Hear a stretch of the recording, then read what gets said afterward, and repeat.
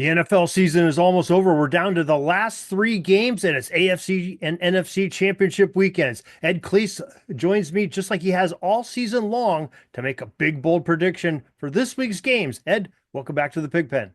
Hello, Darren. How are you? I am doing great, Ed. How about yourself? I'm doing well. It's hard to believe we're already here. Yeah, it has been a crazy week. A week ago when we talked, Buffalo was a contender, and now they have no coach, and they're watching games on TV just like you and I are.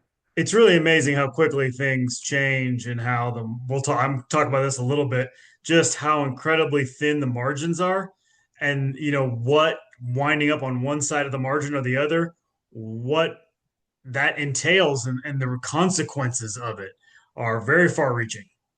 Yeah, most definitely. So I think what were we up to 10 coaching changes now this It's year? crazy. It's really, to me, it's not a good year to need a coach. It's not the market you want to be in.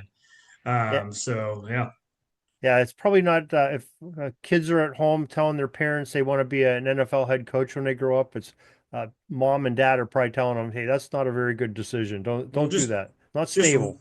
just rent, not buy. Right. There you go. There you go.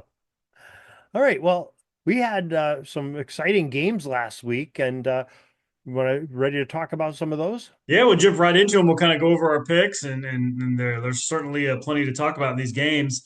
We'll just kind of go in the order they were played, and we'll start in Denver.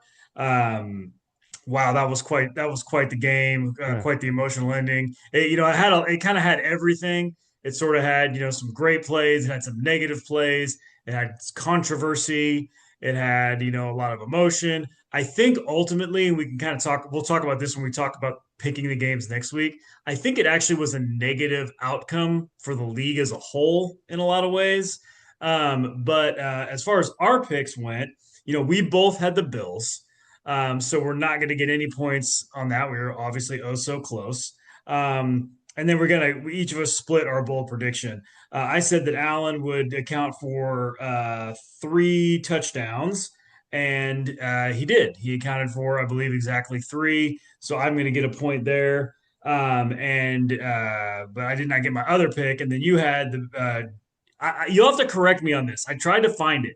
You said James Cook would have three 20 or plus yard explosive plays. I think he had two from what I Yeah, he, could. he only had two.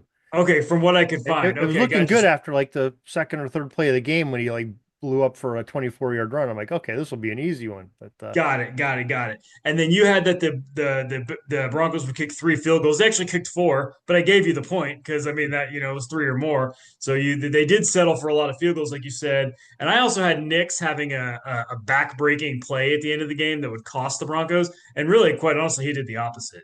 he So had a leg breaking or yeah, ankle I guess so. breaking I guess an play at the ankle end of the breaking game. play. So yeah, we both wound up with 1 point from that game. But in the greater arc for me with this game this is sort of in a lot of ways summarizes the Josh Allen narrative for me, and I'm going to really defend him here because the people that are criticizing him and pointing out that he made a lot of really some game losing plays, they are right. Josh Allen did make negative plays in that game that really cost the Bills. Now, obviously, he made some big ones to keep him in it, but he had some terrible turnovers that were just bad. And then he really did miss. Was it Knox or Kincaid? I forget which tight end. Um, he was open at the end of regulation. I mean, he if he gets that in there, that's probably game over. It's touchdown, it's game over, and he was open, and Allen overthrew If only he would have retreated about 40 yards and then heaved a lob to him. his tight Yeah, end. we'll get He, to that craziness in a minute. But what really stuck, and so if you want to say that Josh Allen choked or didn't come through when it mattered in that game, I think you're technically correct. But what is very difficult in the NFL is to always operate with zero margin for error. And this is where the Bills over the years have really failed Allen. If you look at the other three games, the quarterback that advanced That would be on Saturday night. Darnold advanced. He really didn't have to do anything. He didn't play poorly. He didn't really play well. He just sort of showed up. He didn't have to do much of anything, and their team won easily. You had May, who was probably average at very best, advancing. And then you had Stafford, who also was probably kind of average at best in their games advancing. So what a treat for those quarterbacks to be able to not play their best and still advance. It is a luxury that Josh Allen doesn't have. And I think that it's very difficult then if you're just going to always operate with we need perfection from Allen or else we're going to lose because he's not always going to achieve it. You know, so part of me wants to agree with him. Part of me wants to say, did Allen really have that bad of a game? I know he's taking the rap and the turnovers are on him. Okay, the two fumbles, basically his blindside blocker, gave up a rush that he didn't see coming, and they tomahawked his arm, I believe, on both plays where he fumbled. So I don't know that I blame him as much on that. And the interception at the end, the controversial play that only the Buffalo Bills can bring up in a playoff game, makes something really memorable. Uh, was that really his fault? Is that really? Well, I mean, it was an certainly not. I interception. mean, the Cooks play, obviously, it's actually the Cooks play is a beautiful pass. And that actually goes back to what I was just talking about. Meaning, you know what, Cooks, catch the ball. You know, Right. your quarterback has been making these Superman plays for your team the whole season and really his whole career. Can you make a Superman play for him? He dropped into the bucket. That's kind of a tough catch. You're getting hit. You're going to the ground. Hold on to the ball. That Yeah. that beyond all the controversy of it's a catch, whatever. Hold on to the ball. Make a play in the divisional playoffs to help your team win. And so that's what I'm kind of talking about with the margin. Now, the one fumble before the half, he deserves a ton of blame for Yeah. because Yeah. that Most definitely. that's just yes, he gets hit from behind, but with the clock running out of the half, he has to know that this is a no-win situation. You eat it, you don't even risk it. You don't carry the ball in one hand like that. There's no risk reward there. Just a dumb play, kind of like a flashing, maybe like his early years in the league. Just a really boneheaded mistake by him. But again, you should be able to have a boneheaded mistake every now and then and have it not cost you the game every time. But even okay, that one was bad. I agree with you. That definitely is on him. But had his former coach, Sean McDermott, say with 22 seconds left, go victory formation, take a knee, let's go into the half, come out and play second half because we do get the ball, I believe. I believe they came out in the second half with the ball. Why would you do that? Why get so greedy that you got to try to go for points on that? Especially in a One tight game like that. Every play mattered in that game. 100% Darren. And it again goes right back to what I was talking about. Help him out. You know what? Don't and I think there were 16 seconds when they snapped the ball with no timeouts. Just or if you want to try something, throw a little screen and see if you bust it open, whatever. Don't drop him back, in the pocket for like a normal. Just don't tempt him. Don't put him in the position where he feels like he needs to make a play and then he makes a mistake. So it's I totally agree with you on Especially, I was rooting for a draw play to James Cook. Let him get an explosive Let play. him get his You know, extra 20 yards. Yeah. Yeah. So that was a really great game. And I gotta say, major hats off to Nix. Because he's kind of done this so far in his career where, through the course of the game, sometimes it's like, oh, fine, or gosh, they should have converted that third down and they didn't. But he's more often than not come through in big spots for them. And he certainly did on Saturday, getting the ball down, needing a touchdown with a final drive, and scoring a touchdown on the final drive. He made some big game-winning type plays. Even though the two throws at the end were interference calls, they're still good throws. They kind of set up the interference. They put a lot of pressure on the defensive back.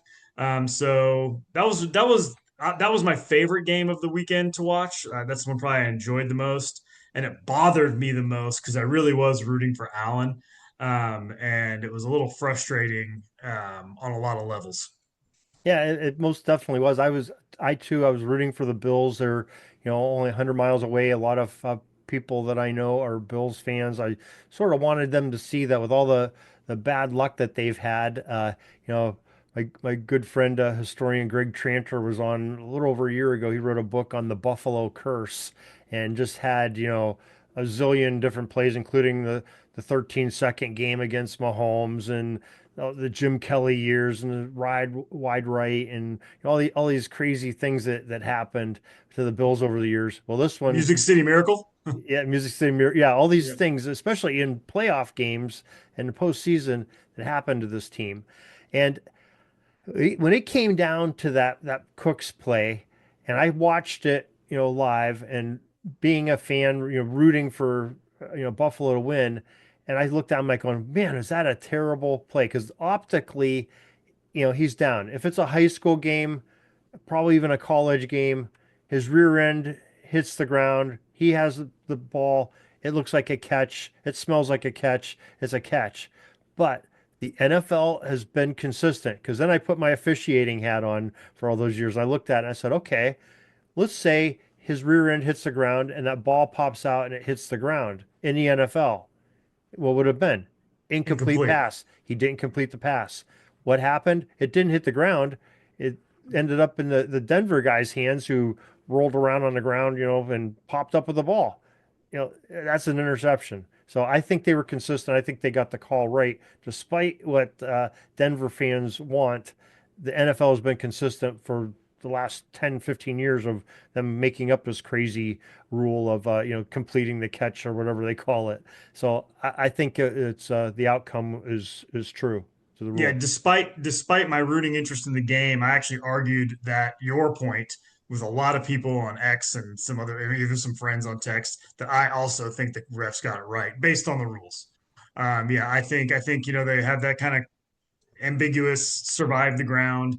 He's clearly not established while he's going to the ground, so now he has to survive the ground. He didn't. The ball wound up kind of immediately in the defensive back's hands. So yeah, I think it's an interception. It's kind of unfortunate, but I think they got it right. Yeah, most Yep. definitely. Great play on the defender. So Yep. to Yep. be So that heads up. a lot less to talk about when we get to the Saturday night game. There's really not much analysis required here. We both had Seattle. We both get a W with that, a very easy one.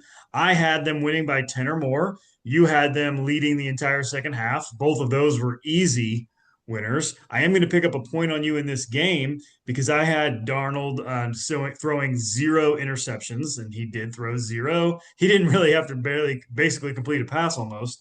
And then you had Purdy with two interceptions, and he only threw one. So a clean sweep for me on that. I get all 3 points, you get two. There's just not to me a whole lot to talk about in this game. It'll probably talk about more about Seattle when we get to the picking the NFC Championship game. That to me, the only real takeaway I have from it was two things. Seattle certainly looks ready. And talk about they looked fresh and primed and like a team that had the bye week and is the number one seed for sure. And they caught a Niners team that was completely and totally out of gas, completely, totally done. They were so beat up. We both talked about it going in. That win in Philly kind of felt like maybe a little bit of a last hurrah for the Niners, and almost just kind of a failure by the Eagles to put them down.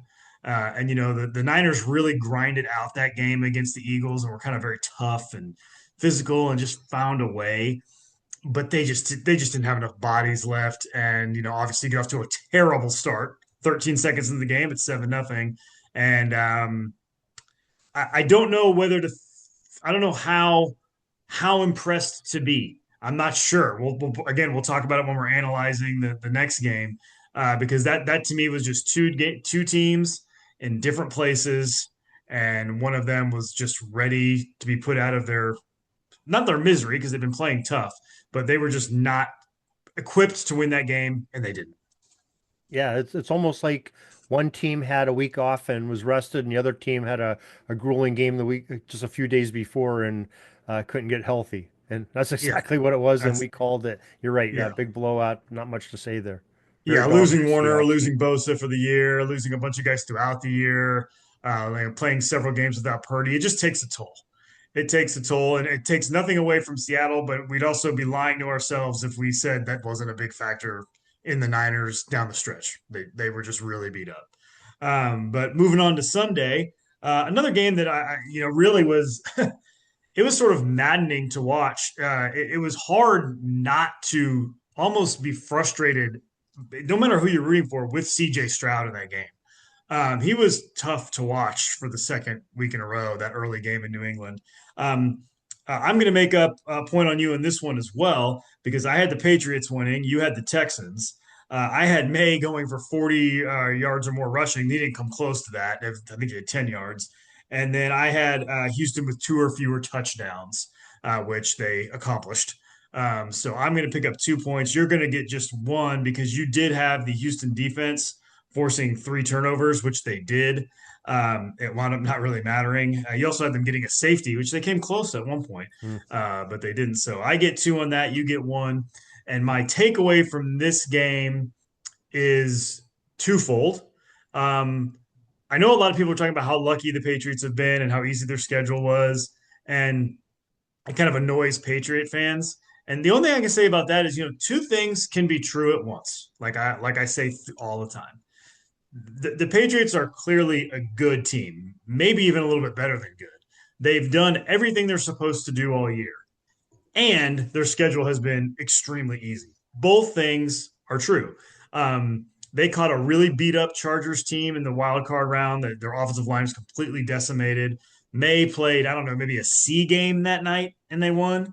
And then now they played a monster Texans defense on Sunday. That Texans defense looked like the '85 Bears out there. They were awesome. But on the other side, the Texans were embarrassingly bad on offense. You Mm. cannot win a game like that, no matter what. And so May was able to just kind of show up again. He made a great throw for the touchdown to kind of put the game away, but he didn't have to do much. He did turn the ball over himself. So my big takeaway from that is just that the Houston offense was just putrid, and Stroud was awful. And yeesh, that made for a very ugly day of viewing in Foxborough.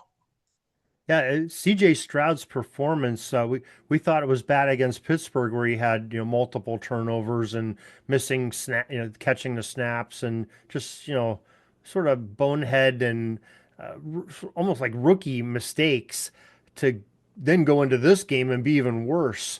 But you got to give some credit to the Patriots defense because much like the Steelers defense the week earlier, they did not give CJ Stroud a whole lot of time, and they put the pressure on, and they smelled blood in the water on this young quarterback, and he didn't respond well to it. So, yeah, kind of a disappointing finish for the Houston fans. But and I don't know, maybe they almost have to think, do we have the right quarterback? I'd be Yeah, wondering that if I was a fan. I wouldn't, I wouldn't move on from him, but because of this the landscape of the quarterbacks in the league, you really can't.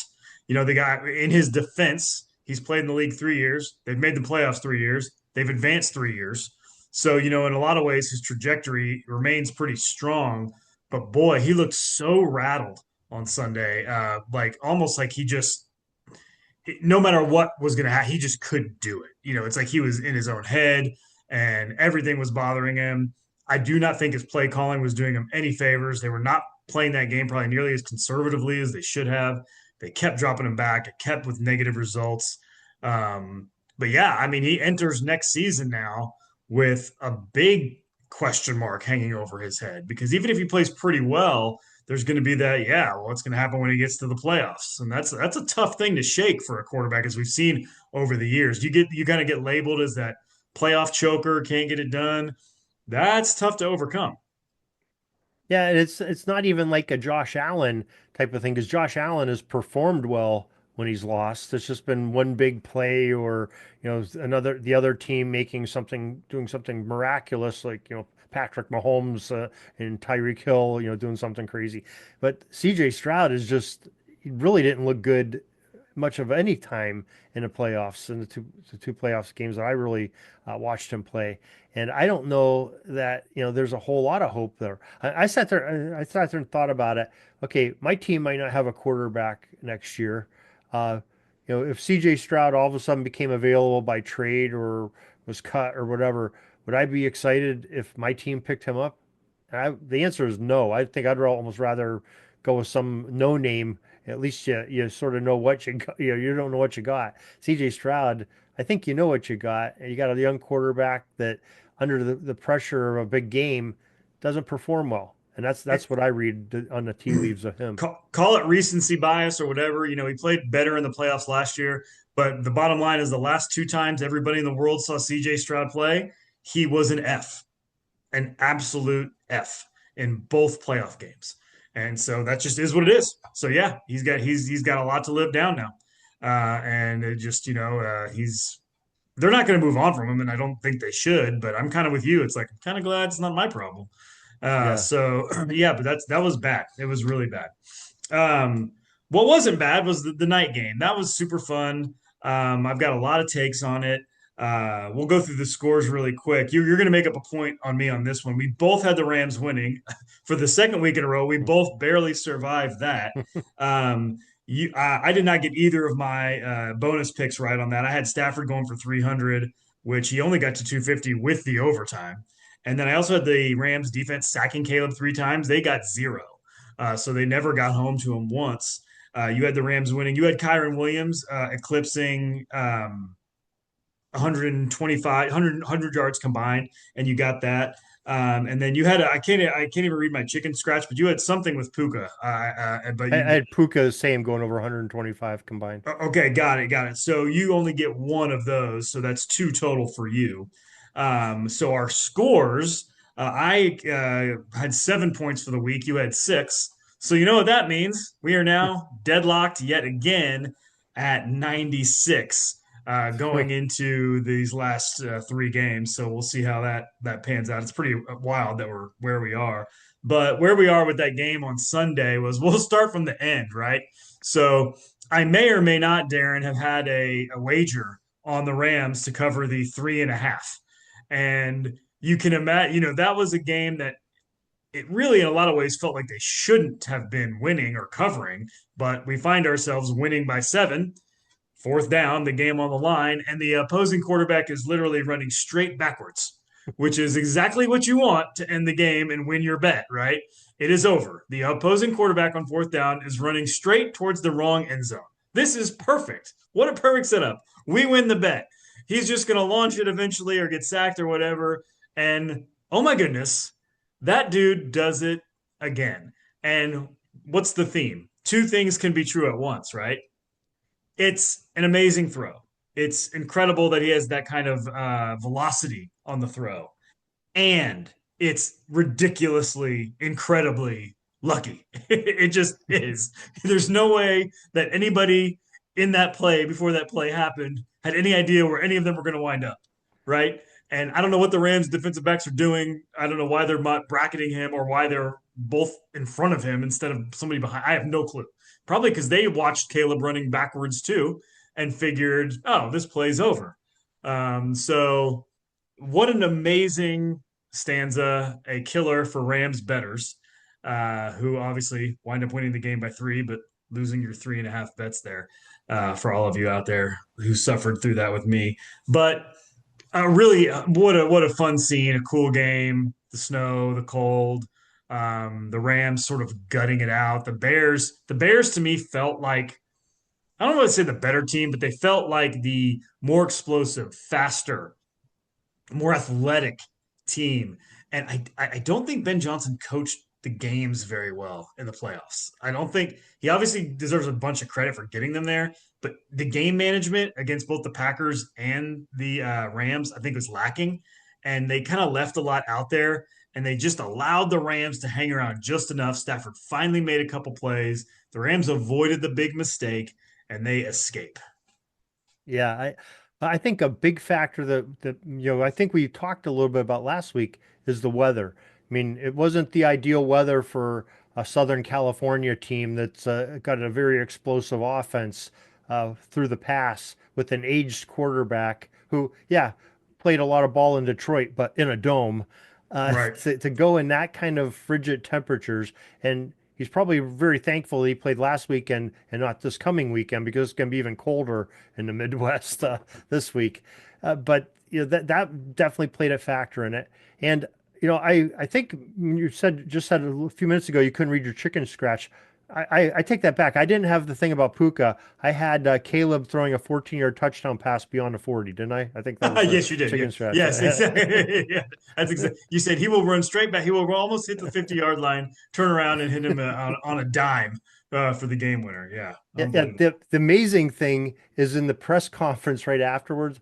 I don't know if he's full of baloney or what, but Caleb Williams said that Komet was his target all the way when he ran backwards. It was actually kind of a brilliant play because he knew he couldn't stand tall in the pocket because the pressure was coming. So he had to give himself some time, and he knew he was faster than the defenders. So he ran the only way that nobody was going to catch him backwards to throw the ball to the corner of the end zone where he knew Komet was going to be. I don't know how he would know Komet was going to be there, I mean, some hats off to in a lot five of ways. seconds later. Hey, look, he's done it multiple times this year, right?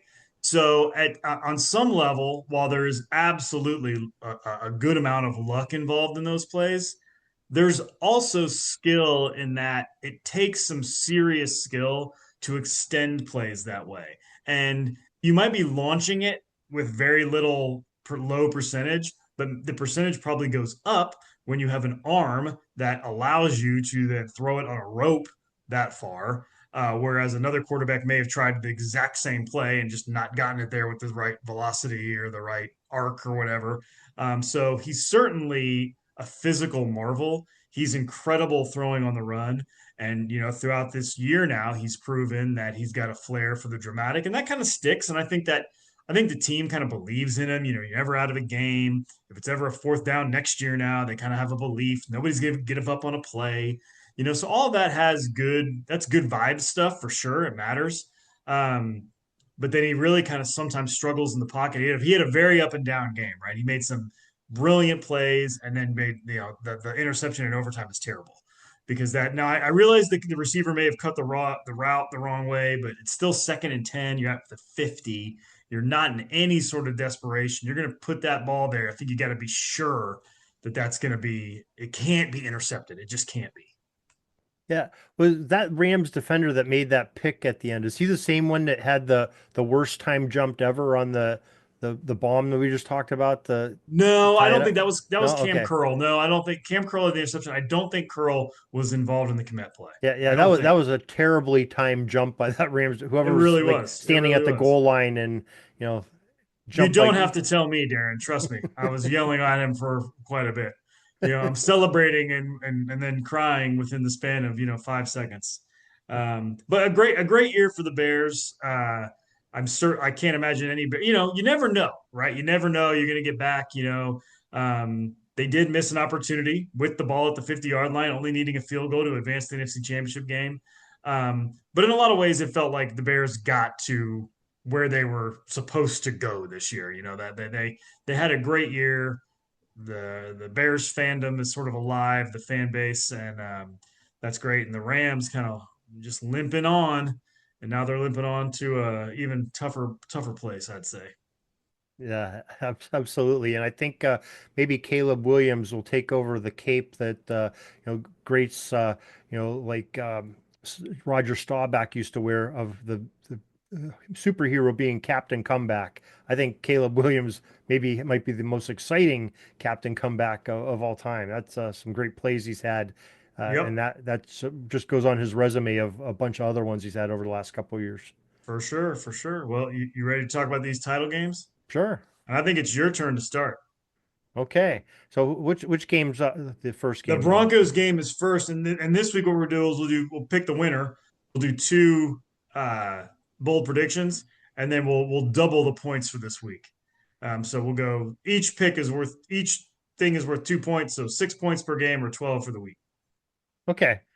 All right. This game I'm torn on, and I mean I think this really is truly a pick 'em. And most people are saying, okay, Bo Nix is out. He really is a gritty player. He got the team to where he got where they are right now. I mean, he's a dual threat. I actually, and maybe I'm just having a blonde moment or a brain fart. I really don't even know the play where he broke his ankle. I was kind of surprised, like 20 minutes after the game got over, and I saw that coming over, Everyone Schefter. was. I don't even know where he did it, but It was on one of the pass interference plays. Okay. But nobody knew. Nobody knew. Everybody was surprised. Nobody had any clue. Yeah, so everybody, by all intents and purposes, this should be a rout by the Patriots. Are coming in fairly healthy. They looked pretty good in their game, and you have a guy that not many people know about. Stidham being the quarterback of the Broncos, but I do know Stidham. I think he's a pretty good quarterback. He had some great games as a Raider last year. I believe he led the Raiders over Patrick Mahomes and the Chiefs a year or two ago in a brilliant game where he came out of nowhere and threw like for 300 yards and whatever, on that. So, and I think Sean Payton is a genius when it comes to getting the most out of his offenses, especially his quarterbacks. And I think he knew what he wanted when he kept Stidham and let Zach Wilson hit the streets. And so he did that for a reason and very intentional. And might be for a moment like this. This is setting up for sort of a glass slipper type moment for the Broncos. But I don't think I can pull that trigger. I think I'm going to go with the Patriots in this one, in a close one, for the win to advance to the Super Bowl. As much as I'm rooting, I'd really like to see Stidham play well and do it. But I think he is going to play well. But I just don't think they have enough of that because I think the Patriots are just too well coached and Vrabel's really got his team on an emotional high, and I think they're going to continue that. But my other two bonus picks are I think Stidham's going to go over 225, and I think he's end up throwing a touchdown to Sutton, who's been a very steady receiver for the Broncos. So Okay. my bonus picks will be on the Denver side, but I think the Patriots win the game. Okay. Well, I'm glad you landed where you landed because when you started, I was like, oh no, he's going to steal my pick. Because I am picking the Broncos to win this game. And it's not, sometimes, you pick the underdog to be kind of cute or roll the dice and see what happens. I'm not doing that here. I actually think they're going to win the game. This isn't one of those where they might, and I'll be right. I'll look good if they win it. I actually think they're going to win the game. Now, Stidham is very unknown. And I think that's why the point spread is where it is. And I think that's why most people are very wary to take the Patriots. I'm sorry, take the Broncos because it is possible that Stidham will be terrible. Like that is on the table. Whereas obviously with Knicks, you know that there's really not, the floor is pretty high, right? We've seen him enough now that it's unlikely he would just crash out. Whereas Stidham might, he could just be not ready. He could just be not good. That's possible. But kind of to the point you made, when you got a coach like Peyton, you have an operation like the Broncos and a really solid team. I'm just going to make the assumption that they have prepared for this and that their backup quarterback is at the very least competent and able to step in for one game at home and deliver a good performance. And maybe with the one game nature of it, maybe even pose some problems because the Patriots don't have as much information about him as they would have had on Knicks. Because we don't know exactly. We don't know exactly what his floor is. We also don't know exactly what his ceiling might be. And I also mentioned this: the Patriots have gotten by, all year with some pretty easy scheduling, and they kind of got by with maybe two solid but not super impressive wins. May has looked kind of shaky to me, sort of just fine in the playoff games. He's probably going to need to be more than that on Sunday, unless Stidham is terrible again. And I think that the Broncos defense shows up, gives May problems, and that their offense does just enough, and they hold on and they pull off an upset. I also think it's I don't know exactly what the spread would have been had Knicks been healthy, but I'm thinking that probably would have been Denver by 2, 3, maybe. The fact that it's New England by 4.5 or 5, that to me is just too big of a shift. You're just assuming too much on the quarterback there. So my bold predictions are going to be that Stidham combines. We'll do this kind of a two-part. He's going to account for 2 touchdowns and 1 or fewer turnovers. So one of my picks is on Stidham, and then the other one's going to be on the Denver defense to combine for 5 or more sacks and turnovers combined. Ooh, okay. All right. That and that's Stidham's going to need some help. He's not going to be able to win this game if May is gunslinging and lighting up the Broncos defense. If that happens, this game is over. The Patriots will win. They'll win easily. I do not think that Stidham can win a shootout here. So it's going to have to be on the back of the Broncos defense, and I think they're going to get it done. I mean, it's interesting, but one of the things that sort of tips the balance is Drake May, because I think Drake May is a dual threat. He is a threat. You have to worry about him running for a first down or, running a quarterback draw or whatever. Stidham, he's only had 4 starts in his career. He's only has like 6 yards rushing in those 4 starts, but he's got an arm and can find receivers. That's where his threat is. But I think Mike Vrabel and company are smart enough to know that they've got a pocket passer that's not much of a threat and probably can go with like 4 rushers almost every pass play and drop an extra guy back that might just give a young quarterback with not a lot of experience some trouble. So we'll see how that develops, but that's sort of where I'm leaning towards on And, that. and I'm disappointed because I don't find this to be, even if Knicks was playing, I don't find it to be a super compelling AFC Championship game. It's not a game. I mean, I'm going to watch it, of course, but I'm not really pumped about it. I'm not really looking forward to it all that much. I don't like the matchup that much. Whereas, man, if this was Allen against May in New England in the elements again, it would have been a really cool story. It would have been like, oh, Allen's now 1 game away again from the Super Bowl. And Sean McDermott probably agrees with me that that would be a better outcome as well. So yeah, I'll be watching, but I'm kind of not super jazzed about this one. But I'm pretty excited about the NFC game. So what do you got there? Well, in that game, I think, these two teams have met twice already. They're divisional rivals. They split the games, and I think, I believe they both won at home, if I'm not mistaken. No, But yes, I'm sorry. Yes, they both went home, both on the last play of the game. your last play of the game, 1 score games type of things. The point differential between the two of them in those two games is maybe like 1 point, I think.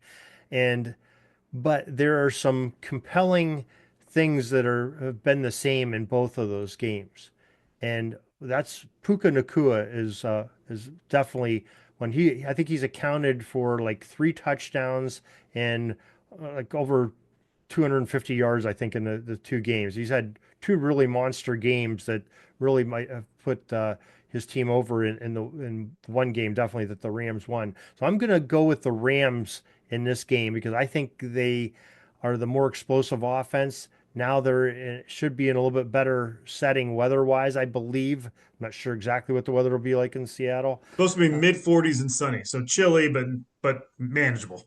Yeah, much better than 20 some degrees, Yeah, game time and wind swirling that they had in for Chicago sure. last week. So I think that is going to play a big factor in this game. But Seattle's a juggernaut, and I wouldn't be shocked if they won the game because these two teams are split. They're dead even, and they both are built to beat each other, and that's what makes it really compelling. My 2 bonus picks for this is I'm going to have Darnold is going to have 2 costly turnovers. That's going to be the difference in this game. I'm not sure if they're going to be fumbles, interceptions, or one of each, but it's going to be something that we're going to look back and say, if only he wouldn't have done that. The Rams capitalize on that. And Stafford is going to account for 2 touchdown passes in this game, is my other pick. Okay, well, this is almost freaky. I had a feeling that just based on the way you and I have spoken all year that I had a feeling you'd be picking the Rams, and I'm also picking the Rams, but I'm wary of it because I'm going against something that I try not to go against. And the bottom line is this: over the last 3 to 4 weeks, these teams do not look even anymore. Seattle looks way better than the Rams. The Rams have survived these 2 playoff games against flawed teams, barely. And they've been on the road for both of these games. And they might be a little beat up, and they're certainly at least emotionally worn down from the 2 games, right? And now they're going on the road again. So the setup for this game very much favors the Seahawks. And it very much favors the team that's fresh and at home and looks to be ascending, whereas the Rams appear to be hanging on for dear life. So I am very wary of making this pick, but I am going to stick with the upset, the underdog Rams, and I'm just going to fall back on what we talked about a lot this year. I'm going to go, and I think at this point we can say this is what he is. I'm going to go with the Hall of Fame coach and the Hall of Fame quarterback. Puka is certainly a Hall of Fame talent. That's for sure. And Devontae Adams is probably going to the Hall of Fame too. So, we've got some elite people on the Rams side. The elements will be better, and I think they're just going to find a way. And I might regret that at halftime because I might be watching and go, well, you know what? All this, hey, they got a Hall of Fame. One team's just bigger, better, badder, faster. And I'm afraid that could happen. But my bold prediction, I actually have Darnold with 2 or more turnovers. So that's weird. That might be one of the first times all year we had the exact same bonus pick. And then my third one is going to be, or my second one for the game is going to be sort of arbitrary. You'll have to kind of roll with me on this. But I'm going to say that Puka in the fourth quarter specifically makes one or multiple game winning plays that are, you're going to watch the game and you're going to say, man, Nakua is the reason they got it done at the end. Obviously, that's going to require Stafford to do it too, but it's going to be Nakua specifically. Maybe it might be volume. It might be he caught 6 passes in the fourth quarter, or it could be an amazing fourth down catch or something. Something big's going to happen for Puka in the fourth quarter to help them either win the game or seal it. And that's what I've got. Yeah, I have a feeling that definitely could happen, but I have a feeling that the coach at Seattle, was it McDonald? McDonald. Yeah, Mm-hmm. he is pretty much a brilliant defensive mind, and he's a pretty good strategist and his coordinator on defense.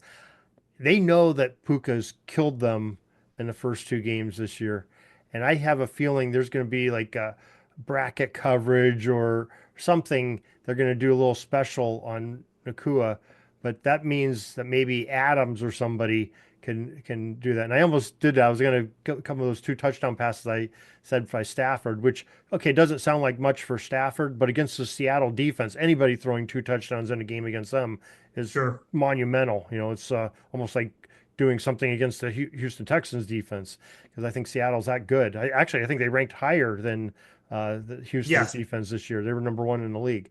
So that'd be an accomplishment. But I have a feeling it's maybe not Nakua, but Adams will be the open guy because of the coverage leaning towards Nakua. My advice to Stafford would be don't overthink it. Throw it to Puka. Yeah, that's Yeah, true. That's that true. would be that. But yes, McDonald's awesome. Their defense is awesome. The 2025 Seattle Seahawks are are so high up on the all-time NFL DVOA rankings. That really is another reason that I'm like, man, I'm picking against my eyeballs and I'm picking kind of against the analytics here.